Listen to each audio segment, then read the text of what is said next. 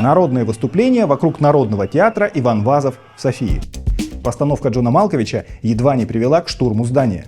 В центре скандала пьеса «Оружие и человек». Продажа или фейк? Детектив вокруг болгарского актива «Лукойл» в Бургасе. В Антарктиду с миссией болгарские ученые опять отправились на южный континент, чтобы исследовать океанические глубины. Привет, друзья! Это ТК Болгария Ньюс.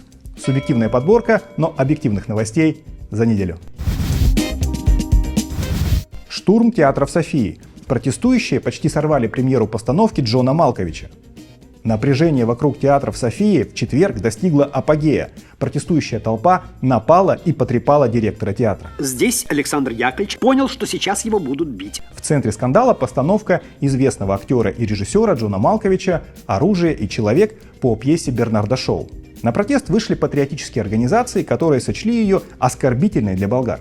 В основе сюжета лежит битва при Сливнице во время сербско-болгарской войны 1885 года. Протестующие возмущены образом болгар, представленных в тексте как примитивные и нецивилизованные. Министр культуры призвал рассматривать постановку как сатиру против абсурдности войны, не направленную на оскорбление болгар. Однако людей эти слова не успокоили, страсти перед театром продолжали бушевать. Вечерняя премьера 7 ноября была почти сорвана. Большинство зрителей, пришедших на спектакль, не смогли войти в здание. Попасть внутрь удалось только журналистам и малой части публики. Для этой немногочисленной аудитории спектакль и был сыгран. Это очень странная реакция, но мы живем в довольно интересные времена, отметил Джон Малкович на встрече со зрителями после спектакля.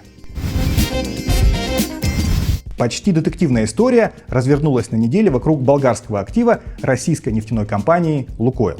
Financial Times сообщила о планах компании продать основной пакет акций своего крупнейшего завода на Балканах, нефтеперерабатывающего предприятия в Бургасе. Как написало издание, сделку планируют завершить до конца этого года, а покупателями выступят катарская Oryx Global и британская DL Hudson. Далее последовали заявления. Сначала министр энергетики Болгарии Владимир Малинов сообщил, что в его ведомство не поступала официальная информация о продаже завода. Он выразил беспокойство по поводу того, что такая сделка может серьезно повлиять на рынок и бюджет страны. Ну а далее уже сам Лукойл заявил, что никаких переговоров с катарско-британским консорциумом не ведет, ничего не продает. Свадьбы не будет! Компания подчеркнула, что будет продолжать информировать власти Болгарии о любых серьезных изменениях, касающихся ее активов в стране. 33-я болгарская полярная экспедиция отправляется в Антарктиду. Из порта Варны на этой неделе в море вышел исследовательский корабль «Святые Кирилл и Мефодий». На его борту команда болгарских ученых, моряков, а также курсанты из Румынии. В этом году к экспедиции также присоединились специалисты из Греции, Черногории, Объединенных Арабских Эмиратов и еще ряда стран. Болгария активно занимается изучением Антарктиды. Ученые исследуют морское дно и его обитателей, чтобы понять, как загрязнение влияет на океаническую среду. Болгария участвует в антарктических исследованиях с 1988 года. За это время были открыты новые биологические виды и собраны важные данные о климате, что укрепляет позиции страны в международных исследованиях Южного континента. Болгарский фильм «Гунди. Легенда о любви» не сбавляет обороты и бьет кассовые рекорды в Болгарии.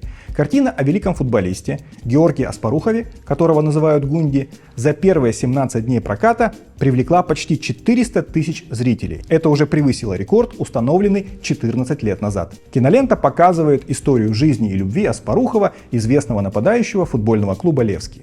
Гунди трагически погиб в автокатастрофе в 1971 году, но память о нем живет, и фильм об этом не дает забыть. Сейчас фильм «Гунди» обгоняет по популярности почти все фильмы в болгарском прокате, и специалисты говорят, что он может в ближайшие недели поставить абсолютный рекорд страны и обойти по числу зрителей даже «Аватар 2». Первая неделя после выборов в парламент Болгарии выдалась неспокойной. Из-за большого числа нарушений, зафиксированных на камеры, легитимность выборов остается под сомнением. Большинство партий страны выступают за полное или частичное аннулирование результатов. Президент Болгарии Румен Радев созвал первое заседание Народного собрания на 11 ноября. При этом он дал понять, что текущее временное правительство плохо справилось с задачей, потому что масштаб скупки голосов и нарушений на участках в день голосования был беспрецедентный. Вице-президент страны Ильяна Йотова выразилась категоричнее. Новый парламент не является легитимным. Об этом она заявила журналистам. Эксперты отмечают, что при текущем политическом кризисе избранные депутаты опять не смогут сформировать долгосрочное правительство, и вероятность новых выборов остается высокой. Эту программу мы создавали для того, чтобы резко повысить качество жизни в нашем городе. С самого начала, Миша, нету жизни. В Будапеште 22 ноября пройдет важная встреча министров внутренних дел Болгарии, Румынии и Австрии. Цель – обсудить полноценное вступление Болгарии и Румынии в шенгенскую зону. Другими словами, речь об отмене контроля на их сухопутных границах. На сегодняшний день Австрия – единственная препятствующая этому страна. Она требует усилить охрану и чаще проверять документы на границах Болгарии и Румынии. При этом сами же австрийские власти сообщают, что количество нелегальных пересечений в этом году сократилось в Болгарии на 46%, а в Румынии на 10%. Это по сравнению с прошлым годом. Борьба Румынии и Болгарии за полноценный Шенген и отмену проверок на границах – это на самом деле про бизнес. Туристические потоки проверки, конечно, задерживают, но не критично. А вот транспортные компании несут большие убытки. Их грузовики, несмотря на то, что Болгария и Румыния в Шенгене, простаивают на границах по несколько дней. Болгария заключила большое соглашение по развитию атомной энергетики. Американская компания Westinghouse и южнокорейская Hyundai будут работать над созданием новых атомных мощностей на единственной атомной электростанции страны Козлодуй. Проект предполагает строительство 7 и 8 реакторов на американском топливе. Ожидается, что затраты на подготовку инжинирингового проекта составят до 370 миллионов долларов. И за год работы станет ясно, во сколько обойдется основное строительство. Премьер-министр Болгарии Димитр Главчев отметил, что новые реакторы помогут повысить независимость страны в сфере энергетики и укрепят атомную безопасность в регионе. Это, друзья, все новости, которые мы подготовили.